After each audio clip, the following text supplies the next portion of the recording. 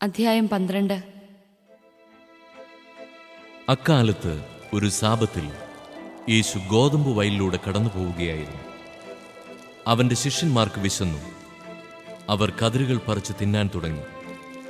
ഫരിസേയർ ഇത് കണ്ട് അവനോട് പറഞ്ഞു, നോക്കൂ, സാബത്തിൽ നിഷിദ്ധമായത് നിന്റെ ശിഷ്യന്മാർ ചെയ്യുന്നു.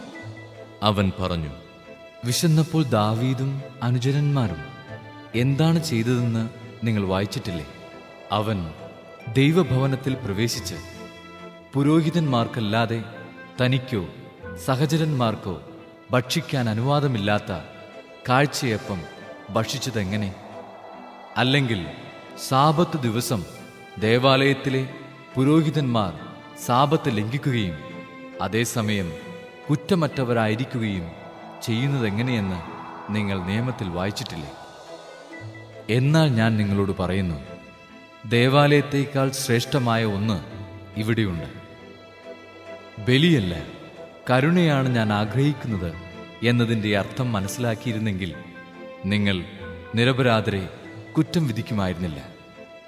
എന്തെന്നാൽ മനുഷ്യപുത്രൻ സാബത്തിൻ്റെയും കർത്താവാണ്.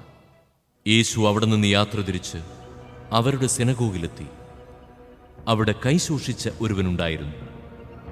യേശുവിൽ കുറ്റമാരോപിക്കണമെന്ന ഉദ്ദേശ്യത്തോടെ അവർ അവനോട് ചോദിച്ചു, സാബത്തിൽ രോഗശാന്തി നൽകുന്നത് അനുവദനീയമാണോ?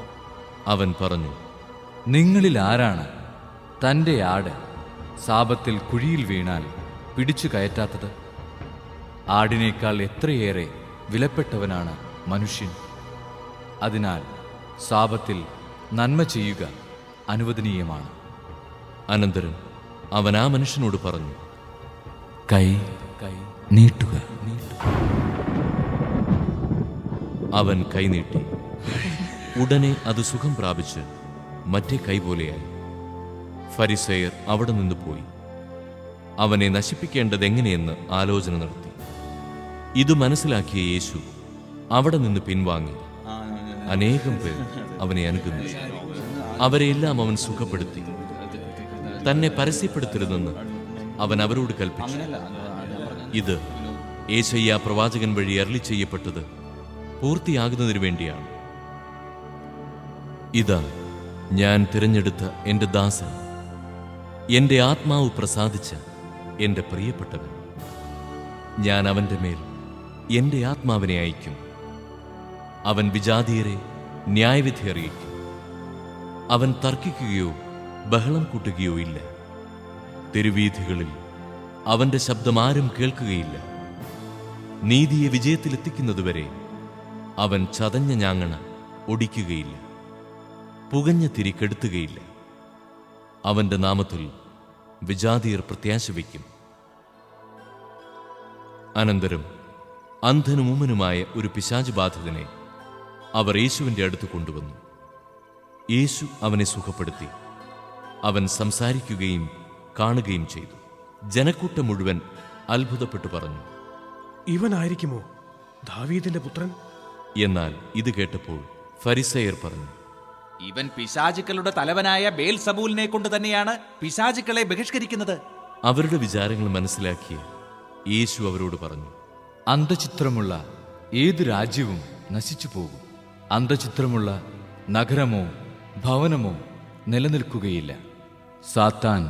സാത്താനെ ബഹിഷ്കരിക്കുന്നെങ്കിൽ അവൻ തനിക്കെതിരായി തന്നെ ഭിന്നിക്കുകയാണ്. ആ സ്ഥിതിക്ക് അവന്റെ രാജ്യം എങ്ങനെ നിലനിൽക്കും? ബേൽസെബൂലിനെ കൊണ്ടാണ് ഞാൻ പിശാചുക്കളെ ബഹിഷ്കരിക്കുന്നതെങ്കിൽ നിങ്ങളുടെ പുത്രന്മാർ ആരെക്കൊണ്ടാണ് അവയെ ബഹിഷ്കരിക്കുന്നത്? അതുകൊണ്ട് അവർ നിങ്ങളുടെ വിധികർത്താക്കളായിരിക്കും. എന്നാൽ ദൈവാത്മാവിനെ കൊണ്ടാണ് ഞാൻ പിശാചുക്കളെ ബഹിഷ്കരിക്കുന്നതെങ്കിൽ ദൈവരാജ്യം നിങ്ങളിൽ വന്നു കഴിഞ്ഞിരിക്കുന്നു. അഥവാ ശക്തനായ ഒരു മനുഷ്യന്റെ ഭവനത്തിൽ പ്രവേശിച്ച് വസ്തുക്കൾ കവർച്ച ചെയ്യാൻ ആദ്യം തന്നെ അവനെ ബന്ധിക്കാതെ സാധിക്കുമോ? ബന്ധിച്ചാൽ കവർച്ച ചെയ്യാൻ കഴിയും. എന്നോട് കൂടെയല്ലാത്തവൻ എൻ്റെ എതിരാളിയാണ്. എന്നോട് കൂടെ ശേഖരിക്കാത്തവൻ ചിതറിച്ചു കളയുന്നു. അതുകൊണ്ട് ഞാൻ നിങ്ങളോട് പറയുന്നു, മനുഷ്യന്റെ എല്ലാ പാപവും ദൈവദൂഷണവും ക്ഷമിക്കപ്പെടും. എന്നാൽ ആത്മാവിനെതിരായ ദൂഷണം ക്ഷമിക്കപ്പെടുകയില്ല. മനുഷ്യപുത്രനെതിരായി ആരെങ്കിലും ഒരു വാക്കു പറഞ്ഞാൽ അത് ക്ഷമിക്കപ്പെടും. എന്നാൽ പരിശുദ്ധാത്മാവിനെതിരായി ആരെങ്കിലും സംസാരിച്ചാൽ ഈ യുഗത്തിലോ വരാനിരിക്കുന്ന യുഗത്തിലോ ക്ഷമിക്കപ്പെടുകയില്ല. ഒന്നുകിൽ വൃക്ഷം നല്ലത്, ഫലവും നല്ലത്, അല്ലെങ്കിൽ വൃക്ഷം ചീത്ത, ഫലവും ചീത്ത. എന്തെന്നാൽ ഫലത്തിൽ നിന്നാണ് വൃക്ഷത്തെ മനസ്സിലാക്കുന്നത്. അണലി സന്തതികളെ, ദുഷ്ടരായിരിക്കെ നല്ല കാര്യങ്ങൾ പറയാൻ നിങ്ങൾക്ക് എങ്ങനെ കഴിയും? ഹൃദയത്തിൻ്റെ നിറവിൽ നിന്നാണല്ലോ അധരം സംസാരിക്കുന്നത്. നല്ല മനുഷ്യൻ നന്മയുടെ ഭണ്ഡാരത്തിൽ നിന്ന് നന്മ പുറപ്പെടുവിക്കുന്നു. ദുഷ്ടനാകട്ടെ തിന്മയുടെ ഭണ്ഡാരത്തിൽ നിന്ന് തിന്മ പുറപ്പെടുവിക്കുന്നു. ഞാൻ നിങ്ങളോട് പറയുന്നു, മനുഷ്യർ പറയുന്ന ഓരോ വ്യർത്ഥ വാക്കിനും വിധി ദിവസത്തിൽ കണക്ക് കൊടുക്കേണ്ടി വരും. നിന്റെ വാക്കുകളാൽ നീ നീതീകരിക്കപ്പെടും, നിന്റെ വാക്കുകളാൽ നീ കുറ്റം വിധിക്കപ്പെടുകയും ചെയ്യും. അപ്പോൾ നിയമജ്ഞരിലും ഫരിസേയരിലും പെട്ട ചിലർ അവനോട് പറഞ്ഞു, ഗുരു, നിന്നിൽ നിന്നൊരടയാളം കാണാൻ ഞങ്ങൾ ആഗ്രഹിക്കുന്നു. അവൻ മറുപടി പറഞ്ഞു, ദുഷിച്ചതും അവിശ്വസ്തവുമായ തലമുറ അടയാളം അന്വേഷിക്കുന്നു. യോനാ പ്രവാചകന്റെ അടയാളമല്ലാതെ മറ്റൊരടയാളവും അതിന് നൽകപ്പെടുകയില്ല. യോന 3 രാവും 3 പകലും തിമിംഗലത്തിന്റെ ഉദരത്തിൽ കിടന്നതുപോലെ മനുഷ്യപുത്രനും 3 രാവും 3 പകലും ഭൂമിക്കുള്ളിലായിരിക്കും. നിനവേ നിവാസികൾ വിധി ദിവസം ഈ തലമുറയോടൊത്ത് എഴുന്നേറ്റ് ഇതിനെ കുറ്റം വിധിക്കും. എന്തെന്നാൽ യോനായുടെ പ്രസംഗം കേട്ട് അവർ അനുതപിച്ചു. ഇതാ, ഇവിടെ യോനായേക്കാൾ വലിയവൻ, ദക്ഷിണദേശത്തെ രാജ്ഞി, വിധി ദിവസം ഈ തലമുറയോടൊത്ത് ഉയിർപ്പിക്കപ്പെടുകയും ഇതിനെ കുറ്റം വിധിക്കുകയും ചെയ്യും. എന്തെന്നാൽ സോളമന്റെ വിജ്ഞാനം ശ്രവിക്കാൻ അവൾ ഭൂമിയുടെ അതിർത്തികളിൽ നിന്ന് വന്നെത്തി. ഇതാ, ഇവിടെ സോളമനേക്കാൾ വലിയവൻ. അശുദ്ധാത്മാവ് ഒരു മനുഷ്യനെ വിട്ടു പോകുമ്പോൾ അത് ആശ്വാസം തേടി വരണ്ട സ്ഥലങ്ങളിലൂടെ അലഞ്ഞു നടക്കുന്നു, എന്നാൽ കണ്ടെത്തുന്നില്ല. അപ്പോൾ അത് പറയുന്നു, ഞാൻ ഇറങ്ങിപ്പോന്ന എൻ്റെ ഭവനത്തിലേക്ക് തിരിച്ചു ചെല്ലും. അത് മടങ്ങി വരുമ്പോൾ ആ സ്ഥലം ആളൊഴിഞ്ഞും അടിച്ചുവാരി സജ്ജീകരിക്കപ്പെട്ടും കാണുന്നു. അപ്പോൾ അത് പുറപ്പെട്ടു ചെന്ന് തന്നേക്കാൾ ദുഷ്ടരായ 7 ആത്മാക്കളെ കൂടി തന്നോടൊത്ത് കൊണ്ടുവരികയും അവിടെ പ്രവേശിച്ച് വാസമുറപ്പിക്കുകയും ചെയ്യുന്നു. അങ്ങനെ ആ മനുഷ്യന്റെ അവസാനത്തെ സ്ഥിതി ആദ്യത്തേതിനേക്കാൾ ശോചനീയമായിത്തീരുന്നു. ഈ ദുഷിച്ച തലമുറയ്ക്കും ഇതുതന്നെയായിരിക്കും അനുഭവം. അവൻ ജനക്കൂട്ടത്തോട് പ്രസംഗിച്ചു കൊണ്ടിരുന്നപ്പോൾ അവന്റെ അമ്മയും സഹോദരരും അവനോട് സംസാരിക്കാൻ ആഗ്രഹിച്ച് പുറത്തു നിന്നിരുന്നു. ഒരുവൻ അവനോട് പറഞ്ഞു, നിന്റെ അമ്മയും സഹോദരരും നിന്നോട് സംസാരിക്കാൻ ആഗ്രഹിച്ചു പുറത്തു നിൽക്കുന്നു. യേശു അവനോട് പറഞ്ഞു, ആരാണ് എൻ്റെ അമ്മ? ആരാണ് എൻ്റെ സഹോദരർ? തന്റെ ശിഷ്യരുടെ നേരെ കൈ ചൂണ്ടിക്കൊണ്ട് അവൻ പറഞ്ഞു, ഇതാ എൻ്റെ അമ്മയും സഹോദരരും. സ്വർഗസ്ഥനായ എൻ്റെ പിതാവിൻ്റെ ഇഷ്ടം നിറവേറ്റുന്നവനാരോ അവനാണ് എൻ്റെ സഹോദരനും സഹോദരിയും അമ്മയും.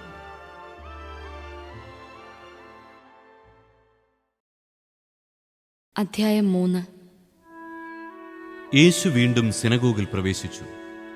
കൈ സൂക്ഷിച്ച ഒരാൾ അവിടെ ഉണ്ടായിരുന്നു. യേശുവിൽ കുറ്റം ആരോപിക്കുന്നതിനു വേണ്ടി സാബത്തിൽ അവൻ രോഗശാന്തി നൽകുമോ എന്ന് അറിയാൻ അവർ ഉറ്റുനോക്കിക്കൊണ്ടിരുന്നു. കൈ സൂക്ഷിച്ചവനോട് അവൻ പറഞ്ഞു, എഴുന്നേറ്റ് നടുവിലേക്ക് വരൂ. അനന്തരം അവൻ അവരോട് ചോദിച്ചു, സാപത്തിൽ നന്മ ചെയ്യുന്നതോ തിന്മ ചെയ്യുന്നതോ, ജീവൻ രക്ഷിക്കുന്നതോ നശിപ്പിക്കുന്നതോ ഏതാണ് നിയമാനുസൃതം? അവർ നിശബ്ദരായിരുന്നു. അവരുടെ ഹൃദയകാഠിന്യത്തിൽ ദുഃഖിച്ച് അവരെ ക്രോധത്തോട് നോക്കിക്കൊണ്ട് യേശു അവനോട് പറഞ്ഞു, കൈ നീട്ടുക.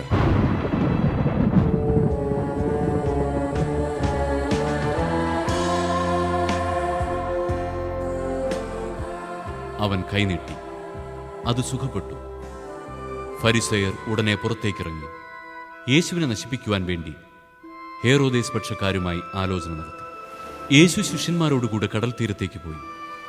ഗലീലയിൽ നിന്ന് ഒരു വലിയ ജനക്കൂട്ടം അവനെ അനുഗമിച്ചു. യൂദ, ജെറുസലേം, ഇദുമയ എന്നിവിടങ്ങളിൽ നിന്നും, ജോർദാന്റെ മറുകര നിന്നും, ടൈർ, സീദോൻ എന്നിവയുടെ പരിസരങ്ങളിൽ നിന്നും ധാരാളം ആളുകൾ അവന്റെ പ്രവൃത്തികളെക്കുറിച്ച് കേട്ട് അവന്റെ അടുത്തെത്തി. ആൾത്തിരക്കിൽപ്പെട്ട് ഞെരുങ്ങാതിരിക്കുന്നതിന് അവൻ ശിഷ്യന്മാരോട് ഒരു വള്ളമൊരുക്കി നിർത്താൻ ആവശ്യപ്പെട്ടു. എന്തെന്നാൽ അവൻ പലർക്കും രോഗശാന്തി നൽകിയത് മൂലം രോഗമുണ്ടായിരുന്നവരെല്ലാം അവനെ സ്പർശിക്കാൻ തിക്കിത്തിരക്കിക്കൊണ്ടിരുന്നു. അശുദ്ധാത്മാക്കൾ അവനെ കണ്ടപ്പോൾ അവന്റെ മുമ്പിൽ വീണ്, നീ ദൈവപുത്രനാണ് എന്ന് വിളിച്ചു പറഞ്ഞു. തന്നെ വെളിപ്പെടുത്തരുതെന്ന് അവൻ അവയ്ക്ക് കർശനമായ താക്കീത് നൽകി. പിന്നെ അവൻ മലമുകളിലേക്ക് കയറി തനിക്ക് ഇഷ്ടമുള്ളവരെ അടുത്തേക്ക് വിളിച്ചു.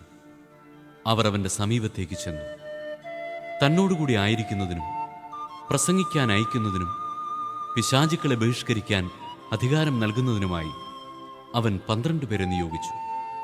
അവർ പത്രോസ് എന്ന് അവൻ പേര് നൽകിയ ശിമയോൻ, ഇടിമുഴക്കത്തിന്റെ പുത്രന്മാർ എന്നർത്ഥമുള്ള ബൊവനർഗസ് എന്ന് പേര് നൽകിയ സെബദിപുത്രന്മാരായ യാക്കോബും സഹോദരൻ യോഹന്നാനും, അന്ത്രയോസ്, പീലിപ്പോസ്, ബർത്തലോമിയ, മത്തായി, തോമസ്, ഹൽപ്പയുടെ പുത്രൻ യാക്കോബ്, തദേവൂസ്, കാനാൻകാരനായ ശിമയോൻ, യേശുവിനെ ഒറ്റിക്കൊടുത്ത യൂദാസ്കറിയോത്ത്. അനന്തരം അവനൊരു ഭവനത്തിൽ പ്രവേശിച്ചു. ജനങ്ങൾ വീണ്ടും വന്നുകൂടിക്കൊണ്ടിരുന്നു. തന്മൂലം ഭക്ഷണം കഴിക്കാൻ പോലും അവർക്ക് കഴിഞ്ഞില്ല. അവന്റെ സ്വന്തക്കാർ ഇത് കേട്ട് അവനെ പിടിച്ചുകൊണ്ടുപോകാൻ പുറപ്പെട്ടു. കാരണം അവന് സുബോധം നഷ്ടപ്പെട്ടിരിക്കുന്നുവെന്ന് അവർ കേട്ടിരുന്നു. ജെറുസലേമിൽ നിന്ന് വന്ന നിയമജ്ഞർ പറഞ്ഞു, അവനെ ബേൽസെബൂൽ ആവേശിച്ചിരിക്കുന്നു. പിശാചുക്കളുടെ തലവനെ കൊണ്ടാണ് അവൻ പിശാചുക്കളെ പുറത്താക്കുന്നത്. അവൻ അവരെ അടുത്ത് വിളിച്ച് ഉപമകൾ വഴി അവരോട് പറഞ്ഞു, സാത്താൻ എങ്ങനെയാണ് സാത്താനെ പുറത്താക്കാൻ കഴിയുക? അന്തചിത്രമുള്ള രാജ്യം നിലനിൽക്കുകയില്ല, അന്തചിത്രമുള്ള ഭവനവും നിലനിൽക്കുകയില്ല. സാത്താൻ തനിക്ക് തന്നെ എതിരായി തലയുയർത്തുകയും ഭിന്നിക്കുകയും ചെയ്താൽ അവന് നിലനിൽക്കുക സാധ്യമല്ല. അത് അവന്റെ അവസാനമായിരിക്കും.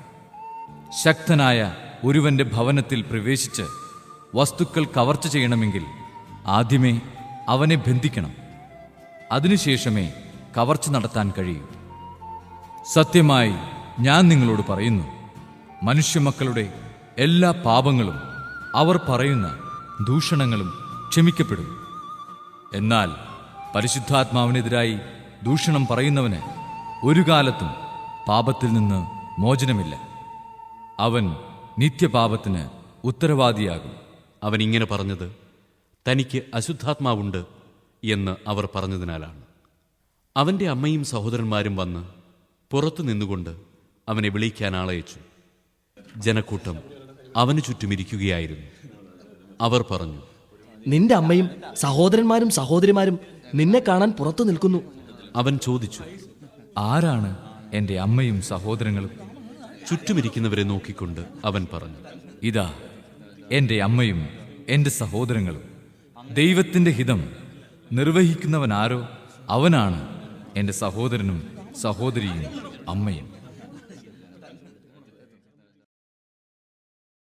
അധ്യായം 6. ഒരു സാബത്ത് ദിവസം യേശു ഗോതമ്പ് വയലിലൂടെ കടന്നു പോകുമ്പോൾ അവന്റെ ശിഷ്യന്മാർ കതിരുകൾ പറിച്ച് കൈകൊണ്ട് തിരുമിത്തിന്നു. ഫരിസേയരിൽ ചിലർ ചോദിച്ചു, സാബത്തിൽ നിഷിദ്ധമായത് നിങ്ങൾ ചെയ്യുന്നതെന്ത്? അവൻ മറുപടി പറഞ്ഞു, വിശന്നപ്പോൾ ദാവീദും അനുചരന്മാരും എന്താണ് ചെയ്തതെന്ന് നിങ്ങൾ വായിച്ചിട്ടില്ലേ?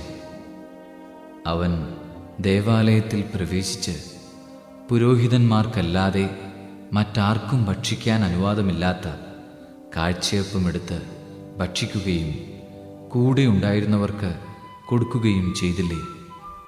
അവൻ അവരോട് പറഞ്ഞു, മനുഷ്യപുത്രൻ സാബത്തിൻ്റെയും കർത്താവാണ്. മറ്റൊരു സാബത്തിൽ അവനൊരു സിനഗോഗിൽ പ്രവേശിച്ച് പഠിപ്പിക്കുകയായിരുന്നു. അവിടെ വലതു കൈ ശോഷിച്ച ഒരുവനുണ്ടായിരുന്നു. നിയമജ്ഞരും ഫരിസേയരും യേശുവിൽ കുറ്റമാരോപിക്കാൻ പഴുതു നോക്കി സാബത്തിൽ അവൻ രോഗശാന്തി നൽകുമോ എന്ന് ശ്രദ്ധിച്ചുകൊണ്ടിരുന്നു. അവൻ അവരുടെ വിചാരങ്ങൾ മനസ്സിലാക്കിയിട്ട് കൈ സൂക്ഷിച്ചവനോട് പറഞ്ഞു, എഴുന്നേറ്റ് നടുവിൽ വന്ന് നിൽക്കുക. അവൻ എഴുന്നേറ്റ് നിന്നു. യേശു അവരോട് പറഞ്ഞു, ഞാൻ നിങ്ങളോട് ചോദിക്കുന്നു, സാപത്തിൽ നന്മ ചെയ്യുന്നതോ തിന്മ ചെയ്യുന്നതോ, ജീവനെ രക്ഷിക്കുന്നതോ നശിപ്പിക്കുന്നതോ ഏതാണ് അനുവദനീയം? അവിടെ കൂടിയിരുന്ന എല്ലാവരുടെയും നേരെ നോക്കിക്കൊണ്ട് അവൻ ആ മനുഷ്യനോട് പറഞ്ഞു, കൈ നീട്ടുക. അവൻ കൈനീട്ടി, അത് സുഖപ്പെട്ടു. അവർ രോഷാകുലരായി യേശുവിനോട് എന്താണ് ചെയ്യേണ്ടതെന്ന് പരസ്പരം ആലോചിച്ചു. ആ ദിവസങ്ങളിൽ അവൻ പ്രാർത്ഥിക്കാനായി ഒരു മലയിലേക്ക് പോയി. അവിടെ ദൈവത്തോട് പ്രാർത്ഥിച്ചുകൊണ്ട് രാത്രി മുഴുവൻ ചെലവഴിച്ചു. പ്രഭാതമായപ്പോൾ അവൻ ശിഷ്യന്മാരെ അടുത്തു വിളിച്ച് അവരിൽ നിന്ന് 12 പേരെ തിരഞ്ഞെടുത്ത് അവർക്ക് അപ്പസ്തോലന്മാർ എന്ന് പേര് നൽകി. അവർ പത്രോസ് എന്ന് അവൻ പേര് നൽകിയ ശിമയോൻ, അവന്റെ സഹോദരനായ അന്ത്രയോസ്, യാക്കോബ്, യോഹന്നാൻ, പീലിപ്പോസ്, ബർത്തലോമിയോ, മത്തായി, തോമസ്, ഹൽപ്പയുടെ പുത്രനായ യാക്കോബ്, തീവ്രവാദിയായി അറിയപ്പെട്ടിരുന്ന ശിമയോൻ, യാക്കോബിന്റെ മകനായ യൂദാസ്, ഒറ്റുകാരനായി തീർന്ന യൂദാസ് കറിയോത്ത എന്നിവരാണ്. അവൻ അവരോടുകൂടി ഇറങ്ങി സമതലത്തിൽ വന്നു നിന്നു. ശിഷ്യന്മാരുടെ ഒരു വലിയ ഗണവും അവന്റെ വചനം ശ്രവിക്കുന്നതിനും രോഗശാന്തി നേടുന്നതിനുമായി യൂദയ, ജെറുസലേം എന്നിവിടങ്ങളിൽ നിന്നും ടൈർ, സീദോൻ എന്നീ തീരപ്രദേശങ്ങളിൽ നിന്നും വന്ന വലിയ ജനസമൂഹവും അവിടെ ഒരുമിച്ച് കൂടി. അശുദ്ധാത്മാക്കളാൽ പീഡിതരായവർ സുഖമാക്കപ്പെട്ടു. ജനങ്ങളെല്ലാം അവനെ ഒന്ന് സ്പർശിക്കാൻ അവസരം പാർത്തിരുന്നു. എന്തെന്നാൽ അവനിൽ നിന്ന് ശക്തി പുറപ്പെട്ട് എല്ലാവരെയും സുഖപ്പെടുത്തിയിരുന്നു. അവൻ ശിഷ്യരുടെ നേരെ കണ്ണുകൾ ഉയർത്തി അരുളി ചെയ്തു, ദരിദ്രരെ, നിങ്ങൾ ഭാഗ്യവാന്മാർ, ദൈവരാജ്യം നിങ്ങളുടേതാണ്. ഇപ്പോൾ വിശപ്പ് സഹിക്കുന്നവരെ, നിങ്ങൾ ഭാഗ്യവാന്മാർ, നിങ്ങൾ തൃപ്തരാക്കപ്പെടും. ഇപ്പോൾ കരയുന്നവരെ, നിങ്ങൾ ഭാഗ്യവാന്മാർ, നിങ്ങൾ ചിരിക്കും. മനുഷ്യപുത്രൻ നിമിത്തം മനുഷ്യർ നിങ്ങളെ ദ്വേഷിക്കുകയും പുറന്തള്ളുകയും അവഹേളിക്കുകയും നിങ്ങളുടെ പേര് ദുഷിച്ചതായി കരുതി തിരസ്കരിക്കുകയും ചെയ്യുമ്പോൾ നിങ്ങൾ ഭാഗ്യവാന്മാർ. അപ്പോൾ നിങ്ങൾ ആഹ്ലാദിക്കുവിൻ, സന്തോഷിച്ച് കുതിച്ചു ചാടുവിൻ. സ്വർഗത്തിൽ നിങ്ങളുടെ പ്രതിഫലം വലുതായിരിക്കും. അവരുടെ പിതാക്കന്മാർ പ്രവാചകന്മാരോടും ഇപ്രകാരം തന്നെയാണ് പ്രവർത്തിച്ചത്. എന്നാൽ സമ്പന്നരെ, നിങ്ങൾക്ക് ദുരിതം. നിങ്ങളുടെ ആശ്വാസം നിങ്ങൾക്ക് ലഭിച്ചു കഴിഞ്ഞു. ഇപ്പോൾ സംതൃപ്തരായി കഴിയുന്നവരെ, നിങ്ങൾക്ക് ദുരിതം. നിങ്ങൾക്ക് വിശക്കും. ഇപ്പോൾ ചിരിക്കുന്നവരെ, നിങ്ങൾക്ക് ദുരിതം. നിങ്ങൾ ദുഃഖിച്ച് കരയും. മനുഷ്യരെല്ലാം നിങ്ങളെ പ്രശംസിച്ച് സംസാരിക്കുമ്പോൾ നിങ്ങൾക്ക് ദുരിതം. അവരുടെ പിതാക്കന്മാർ വ്യാജപ്രവാചകന്മാരോടും അങ്ങനെ തന്നെ ചെയ്തു. എൻ്റെ വാക്ക് ശ്രവിക്കുന്ന നിങ്ങളോട് ഞാൻ പറയുന്നു, ശത്രുക്കളെ സ്നേഹിക്കുവിൻ.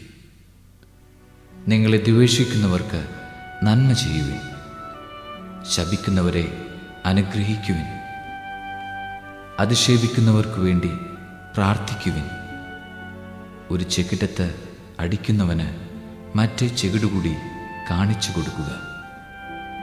മേലങ്കി എടുക്കുന്നവനെ കുപ്പായം കൂടി എടുക്കുന്നതിൽ നിന്ന് തടയരുത്. നിന്നോട് ചോദിക്കുന്ന ഏതൊരുവനും കൊടുക്കുക.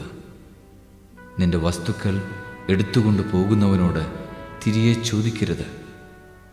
മറ്റുള്ളവർ നിങ്ങളോട് എങ്ങനെ പെരുമാറണമെന്ന് നിങ്ങൾ ആഗ്രഹിക്കുന്നുവോ അങ്ങനെ തന്നെ നിങ്ങൾ അവരോടും പെരുമാറുവിൻ. നിങ്ങളെ സ്നേഹിക്കുന്നവരെ നിങ്ങൾ സ്നേഹിക്കുന്നതിൽ എന്തു മേന്മയാണുള്ളത്?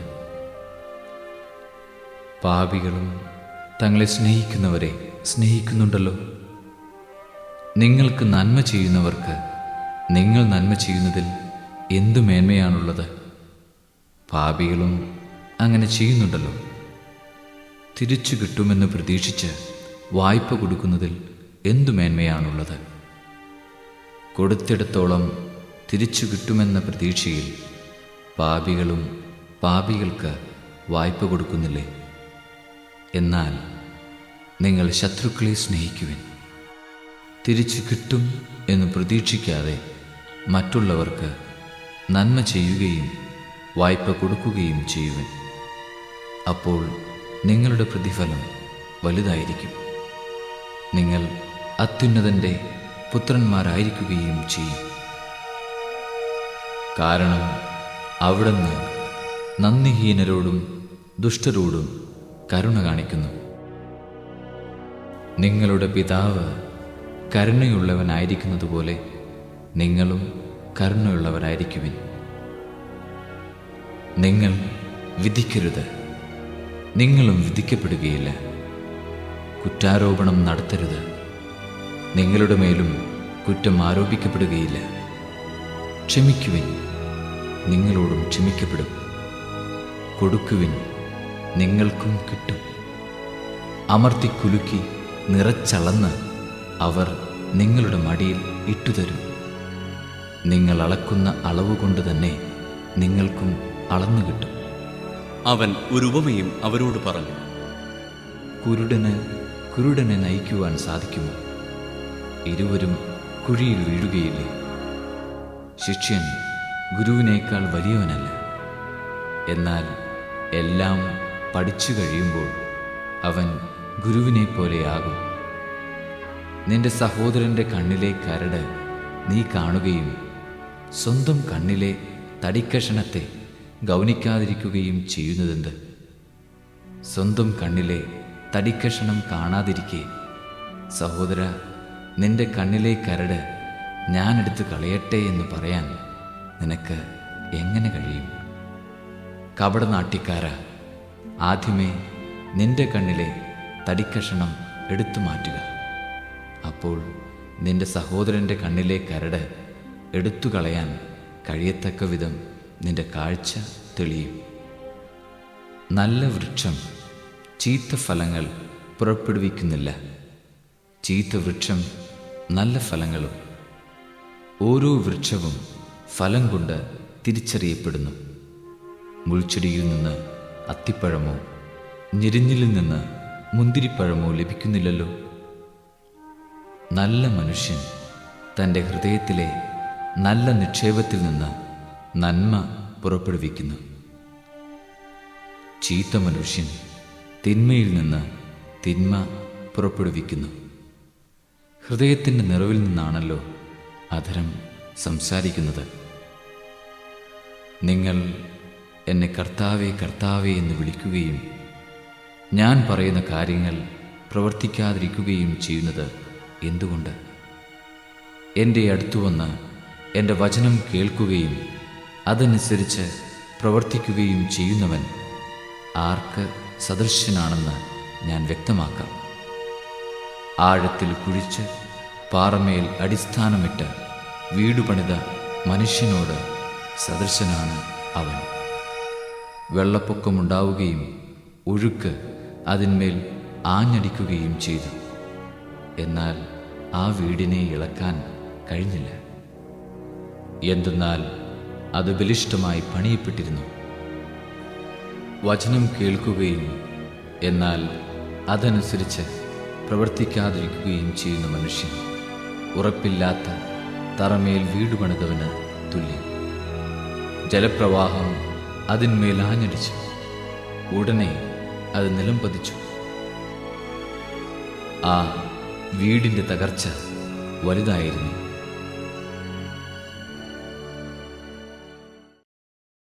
അധ്യായം 5.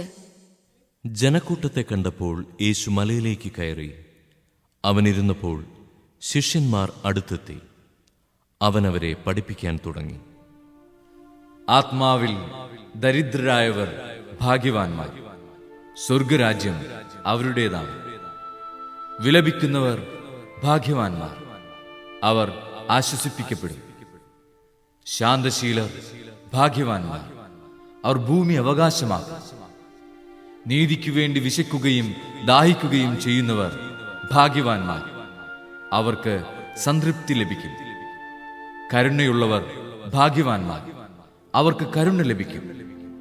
ഹൃദയശുദ്ധിയുള്ളവർ ഭാഗ്യവാന്മാർ, അവർ ദൈവത്തെ കാണും. സമാധാനം സ്ഥാപിക്കുന്നവർ ഭാഗ്യവാന്മാർ, അവർ ദൈവപുത്രന്മാരെന്ന് വിളിക്കപ്പെടും. നീതിക്കു വേണ്ടി പീഡനമേൽക്കുന്നവർ ഭാഗ്യവാന്മാർ, സ്വർഗരാജ്യം അവരുടേതാണ്. എന്നെ പ്രതി മനുഷ്യർ നിങ്ങളെ അവഹേളിക്കുകയും പീഡിപ്പിക്കുകയും എല്ലാവിധ തിന്മകളും നിങ്ങൾക്കെതിരെ വ്യാജമായി പറയുകയും ചെയ്യുമ്പോൾ നിങ്ങൾ ഭാഗ്യവാന്മാർ. നിങ്ങൾ ആനന്ദിച്ചാഹ്ലാദിക്കുവിൻ.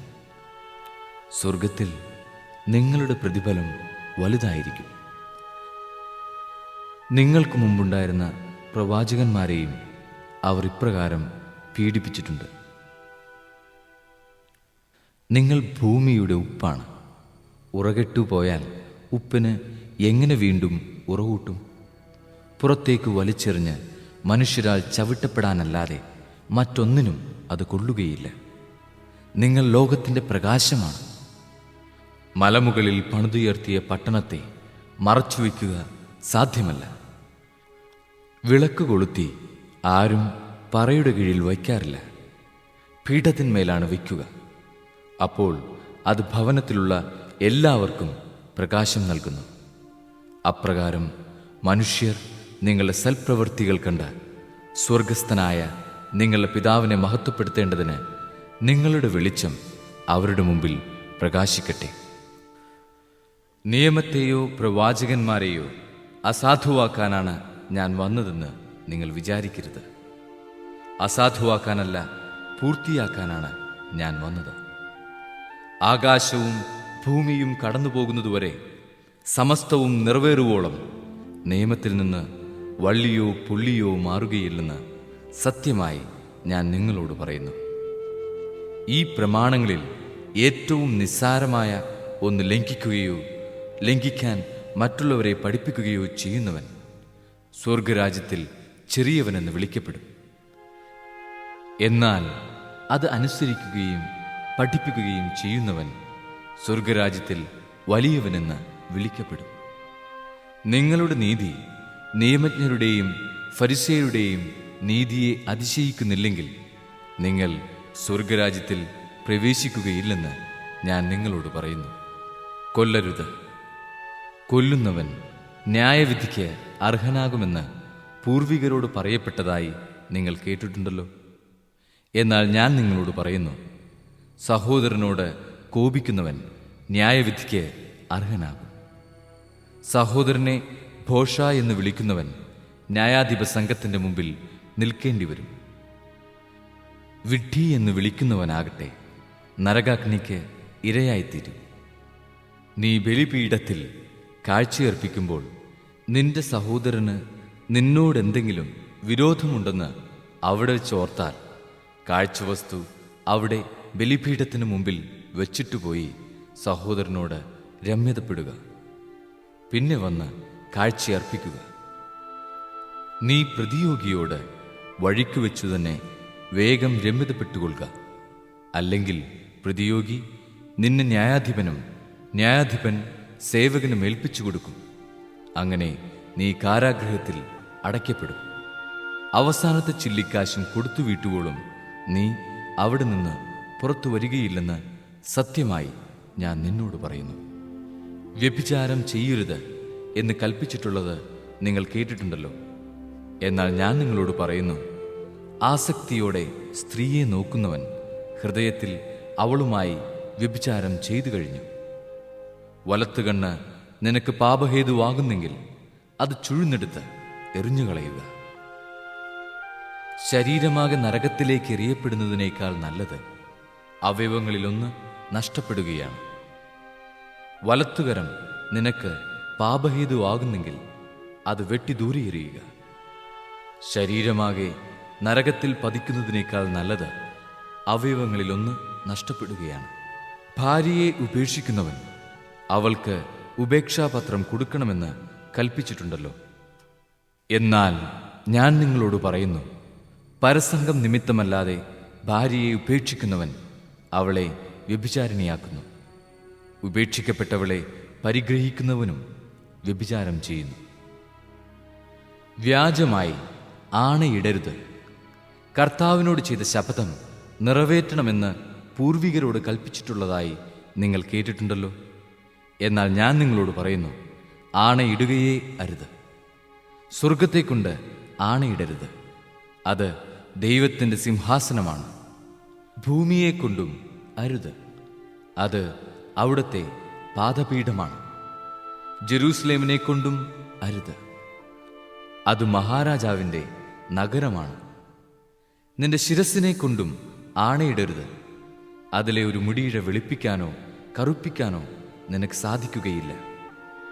നിങ്ങളുടെ വാക്ക് അതേ അതേ എന്നോ അല്ല അല്ല എന്നോ ആയിരിക്കട്ടെ.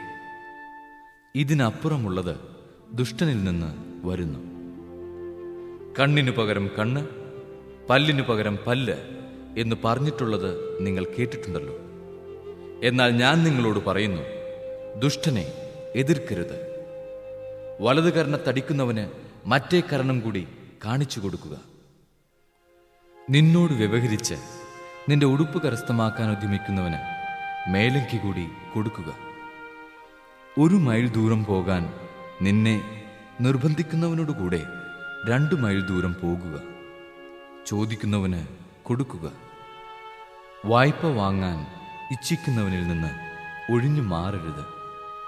അയൽക്കാരനെ സ്നേഹിക്കുക, ശത്രുവിനെ ദ്വേഷിക്കുക എന്ന് പറഞ്ഞിട്ടുള്ളത് നിങ്ങൾ കേട്ടിട്ടുണ്ടല്ലോ.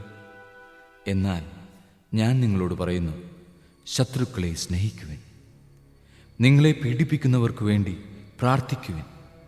അങ്ങനെ നിങ്ങൾ നിങ്ങളുടെ സ്വർഗസ്ഥനായ പിതാവിൻ്റെ മക്കളായി തീരും.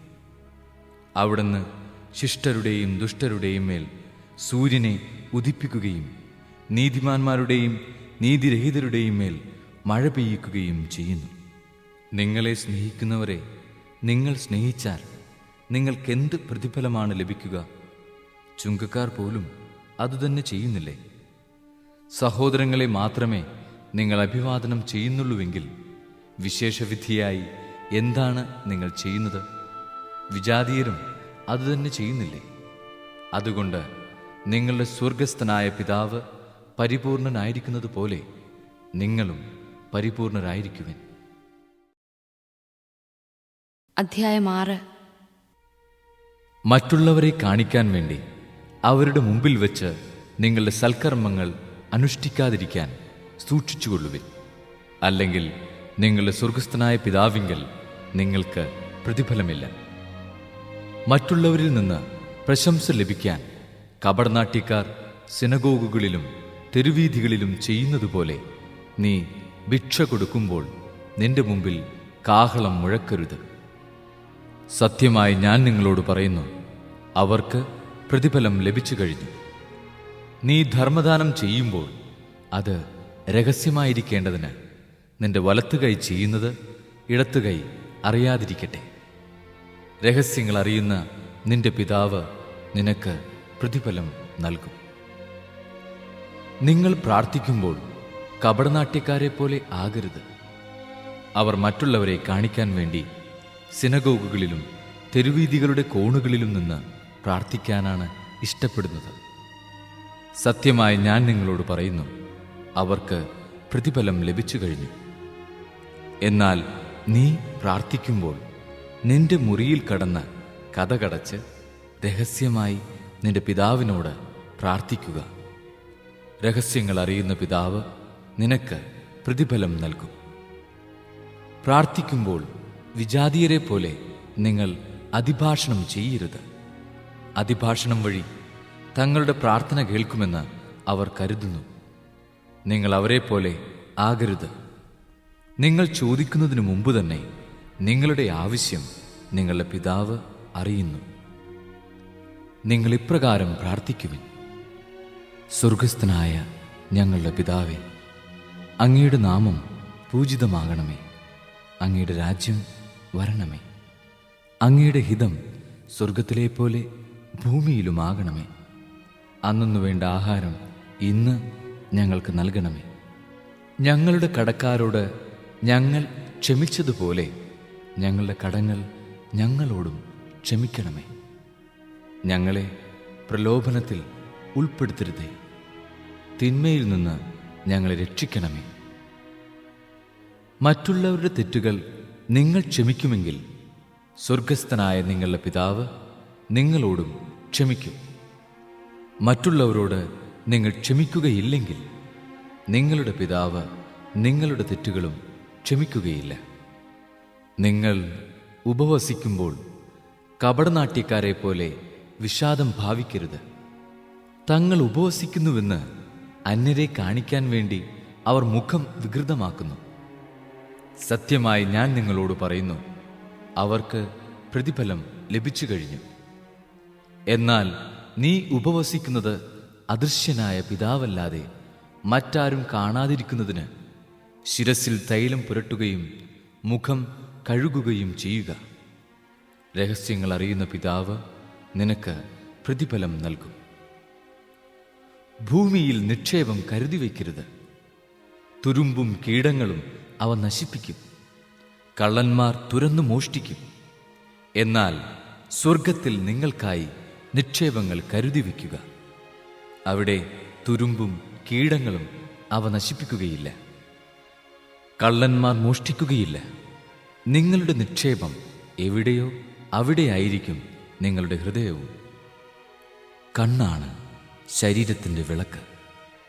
കണ്ണ് കുറ്റമറ്റതെങ്കിൽ ശരീരം മുഴുവൻ പ്രകാശിക്കും.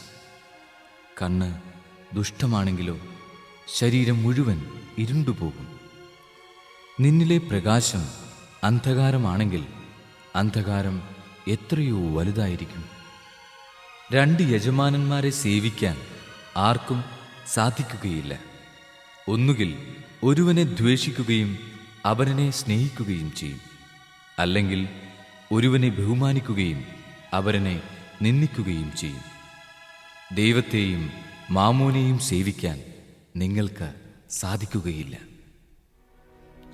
ഞാൻ നിങ്ങളോട് പറയുന്നു, എന്തു ഭക്ഷിക്കും, എന്തു പാനം ചെയ്യും എന്ന് ജീവനെക്കുറിച്ചോ എന്തു ധരിക്കും എന്ന് ശരീരത്തെക്കുറിച്ചോ നിങ്ങൾ ഉത്കണ്ഠാകുലരാകേണ്ട.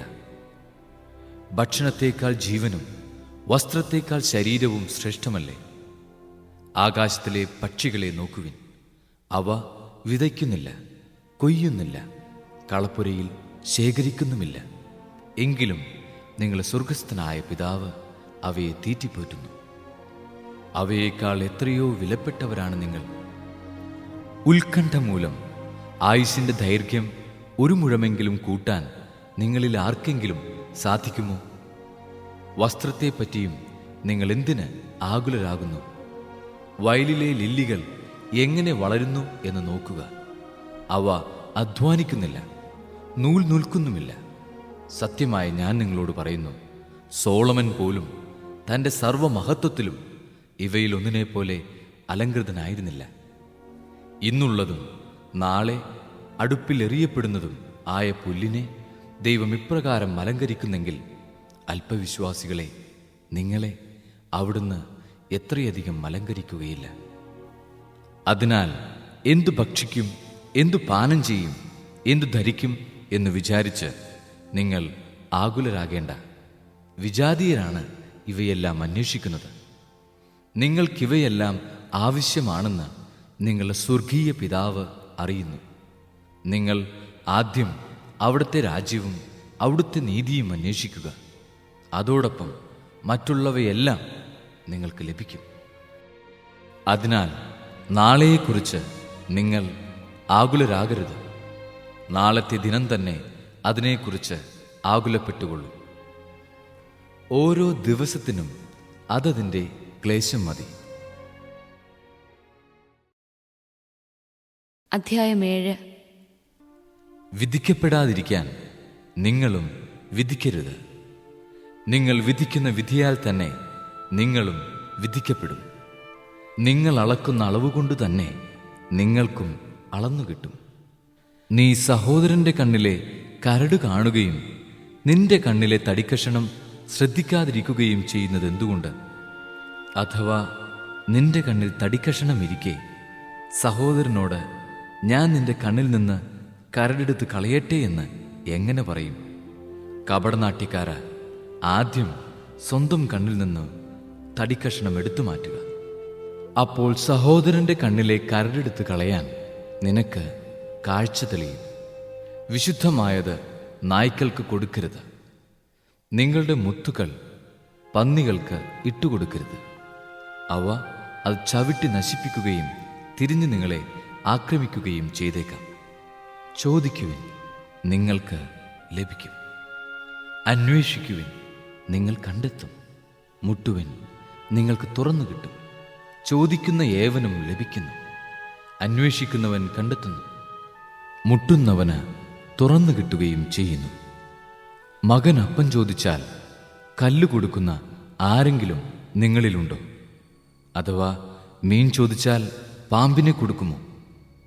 മക്കൾക്ക് നല്ല വസ്തുക്കൾ കൊടുക്കണമെന്ന് ദുഷ്ടരായ നിങ്ങൾ അറിയുന്നുവെങ്കിൽ നിങ്ങളുടെ സ്വർഗസ്ഥനായ പിതാവ് തന്നോട് ചോദിക്കുന്നവർക്ക് എത്രയോ കൂടുതൽ നന്മകൾ നൽകും.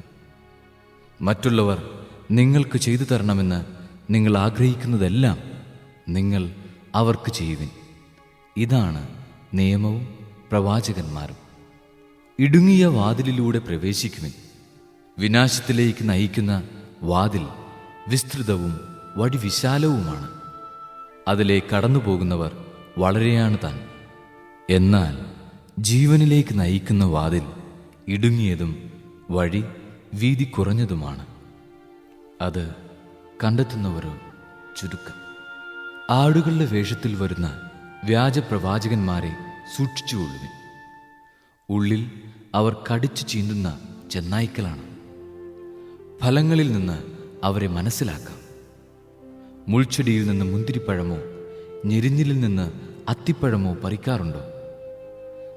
നല്ല വൃക്ഷം നല്ല ഫലവും ചീത്ത വൃക്ഷം ചീത്ത ഫലവും നൽകുന്നു. നല്ല വൃക്ഷത്തിന് ചീത്ത ഫലങ്ങളോ ചീത്ത വൃക്ഷത്തിന് നല്ല ഫലങ്ങളോ പുറപ്പെടുവിക്കുവാൻ സാധിക്കുകയില്ല. നല്ല ഫലം കായ്ക്കാത്ത വൃക്ഷമെല്ലാം വെട്ടി തീയിലെറിയപ്പെടും. അവരുടെ ഫലങ്ങളിൽ നിന്ന് നിങ്ങൾ അവരെ അറിയും. കർത്താവേ, കർത്താവേ എന്ന് എന്നോട് വിളിച്ചപേക്ഷിക്കുന്നവനല്ല, എൻ്റെ സ്വർഗസ്ഥനായ പിതാവിൻ്റെ ഇഷ്ടം നിറവേറ്റുന്നവനാണ് സ്വർഗരാജ്യത്തിൽ പ്രവേശിക്കുക.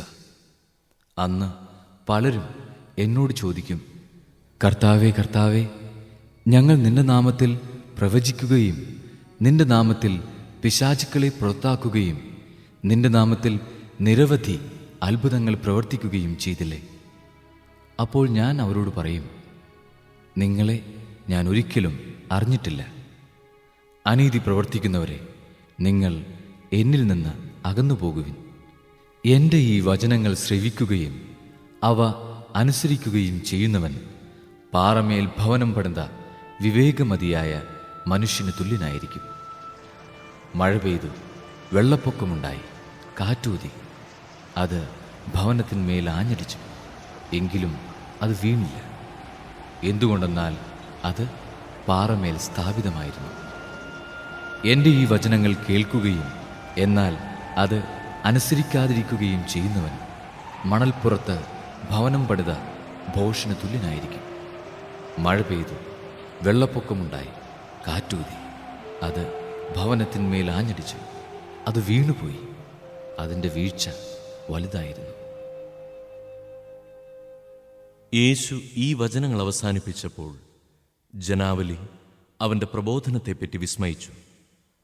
അവരുടെ നിയമജ്ഞരെ പോലെയല്ല, അധികാരമുള്ളവനെ പോലെയാണ് അവൻ പഠിപ്പിച്ചത്.